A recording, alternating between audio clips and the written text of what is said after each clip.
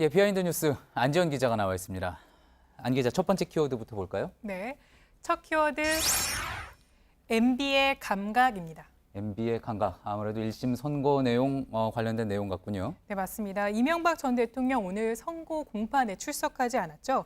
하루 전날 제출한 불출석 사유서에는 이런 내용을 썼습니다. 그 내용을 저희가 가져와 봤는데 이 전직 대통령의 이런 모습을 국민에게 보여주는 건 국민 단합과 국격을 해치는 것, 이렇게 했습니다. 그러니까 전직 대통령이 입정과 퇴정하는 모습 자체를 노출하는 것 자체가 국격을 해친다, 이런 의미입니다. 예, 저 불출석 사유서 어제 공개가 되면서 또 많이 화제가 되기도 하고 논란이 되기도 했는데 국격이라는 말 참 오랜만에 듣는 것 같습니다. 네, 그렇습니다. 오늘 이 국격이라는 표현을 두고 한때 이명박 전 대통령의 측근이었던 정두원 전 의원은 공개적으로 지적하기도 했는데요. 예. 해당 발언 들어보시죠. 예. 그러니까 이제 이런 걸 누가 적어주는지 모르겠지만 너무 정무강구약이 없는 거죠. 아, 예.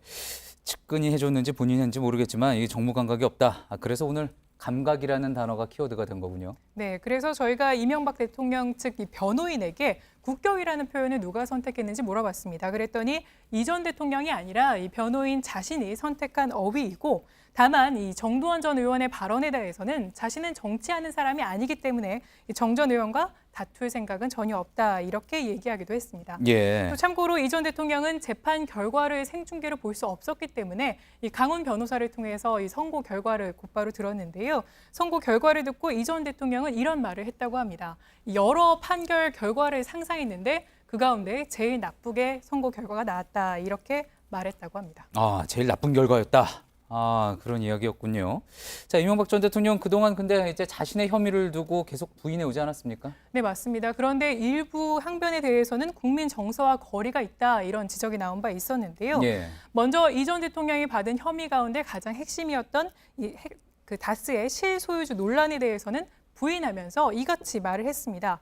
자신이 갖고 있는 전 재산은 현재 살고 있는 논현동 집 한 채가 전부다, 이렇게 직접 항변한 바도 있고요. 예. 그 다음에 이상은 회장은 무서운 사람이다, 그러면서 이상은 회장 입장에서는 자기 소유의 자기 회사인데 굳이 내 거다, 이렇게 할 필요가 있겠느냐, 이렇게 말하기도 했습니다.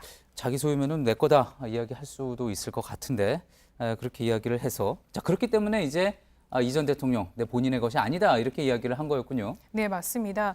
또 이 전 대통령 측은 정기적으로 다스 경영진으로부터 회사 경영 현황을 보고받은 것에 대해서도 문제가 되지 않는다, 이렇게 항변한 바 있는데요.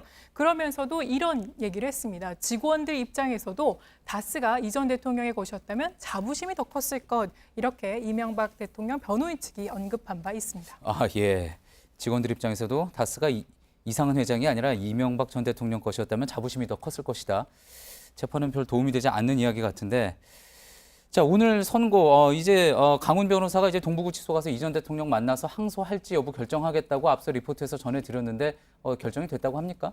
네, 일단 이명박 전 대통령 측은 항소 여부에 대해서 실익을 따져봐야 한다며 이 항소 여부에 대해서는 다음 주 초에 결정하겠다고 말한 상태입니다. 예. 또 이 전 대통령과 함께 오늘 주목을 끌었던 건 바로 선고 판사였던 정계선 판사였는데요.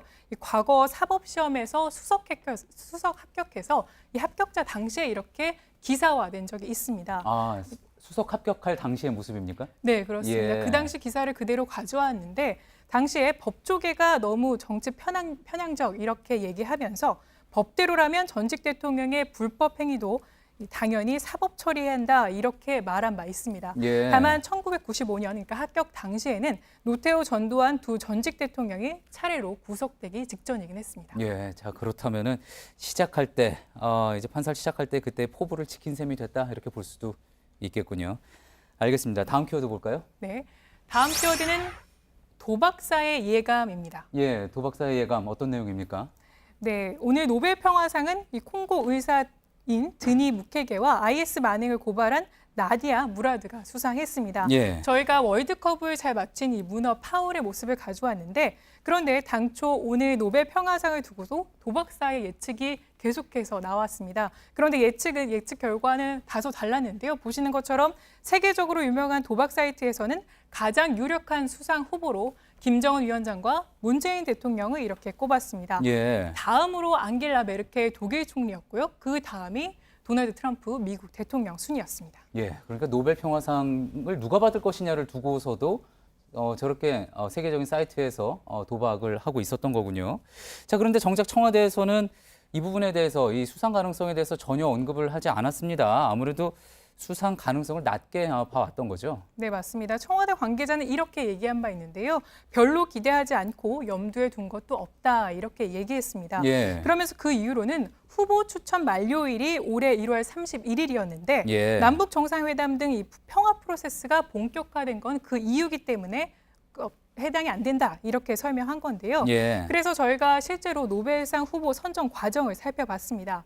그랬더니 이렇게 전년 9월까지 세계 전문가들에게 추천 의뢰서를 발송하고요. 그리고 당해년도 1월 31일까지 추천서 접수를 마감하고 그 다음에 본격 심사에 돌입하게 됩니다. 예. 때문에 이 심사 과정만 본다면 문 대통령과 김정은 위원장이 선정된 가능성은 높지 않았습니다. 예, 그렇겠군요. 자, 그런데 또 재밌었던 게 도박사의 예측에서 도널드 트럼프 대통령이 3위였다고 하죠? 네, 맞습니다. 이 북미 정상회담이 최초로 만나는 이 세계적 이벤트를 연출했던 당사자이기도 한데 남북 정상에 비하면 순위가 다소 떨어진 상태였습니다. 때문에 만약 이 노벨 평화상 수상자가 도박사들의 예측대로 이 트럼프 대통령을 제외하고 남북 정상이 공동 수상할 경우에 이 평화의 공로를 따지는 분위기가 형성돼서 오히려 남북미 관계가 미묘해질 수 있다. 예. 이런 일각의 우려가 나온 바 있었는데요. 예. 그런 우려는 일단 우려로만 끝나게 됐습니다. 그렇군요. 알겠습니다. 잘 들었습니다. 비하인드 뉴스 안지연 기자였습니다.